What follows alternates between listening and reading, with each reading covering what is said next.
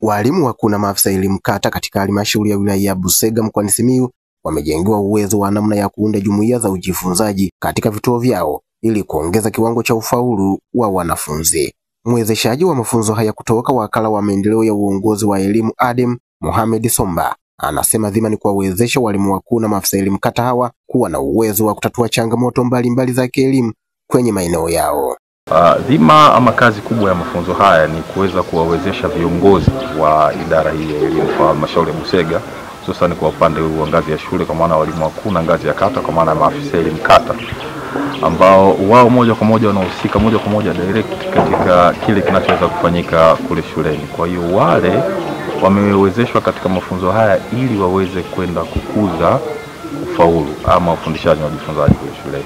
Ukiangalia katika halmashauri 9 ambazo ziliweza kuchaguliwa na mradi huu wa shule bora, nyingi mikoa hii 9 ambayo iliweza kuchaguliwa, mikoa yote ufaulu kidogo ulikuwa duni. Kwa hiyo kumeonekana kuna changamoto katika ufundishaji na ujifunzaji, lakini sasa pamoja na kwamba changamoto zile za nje ambazo zinaweza kuleta madhara ama zinazuia ufanikiwaji ama ufikiwaji wa matokeo bora shuleni, kumeonekana kuna changamoto pia miongoni mwa viongozi.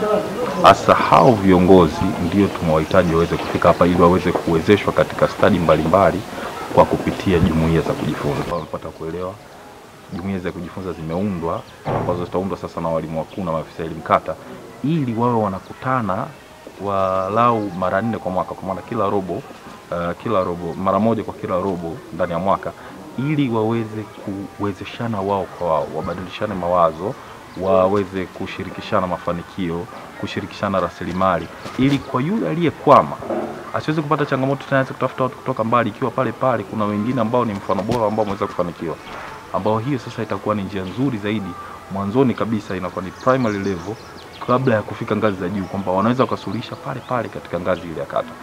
Shule bora ndio inayofadhili mafunzo haya, ambapo walimu wakuu 91 wa shule za msingi na maafisa elimu kata 15 wamejengewa uwezo huo, na hapa wanaelezea namna yatakavyowasaidia katika majukumu yao. Yameniongezea uwezo wa kusimamia walimu wakuu pamoja na shule zangu nazozisimamia, hasa baada ya kupata uelewa zaidi juu ya namna gani tutaweza kushirikishana na afisa elimu kata, walimu wakuu, uzoefu namna ya kusimamia shule zetu. Pamoja na yote hayo, tumepewa namna ya kuandaa mpango kazi ambao tusaidia mara nyingi tunakutana kwa mwaka mara 4, yani robo miezi mitatu.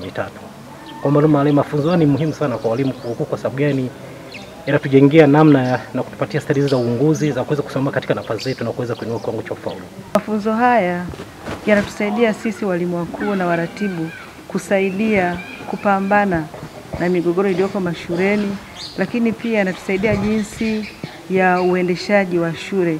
Kubainisha stadi za usimamizi wa ufundishaji na ujifunzaji ni miongoni mwa mambo waliojengewa uwezo walimu wakuu na maafisa elimu kata hawa, ambapo sasa kazi iliyoko mbele yao ni kufikia lengo la kuongeza ufaulu. Shabani Lupimo, Star TV, Simiyu.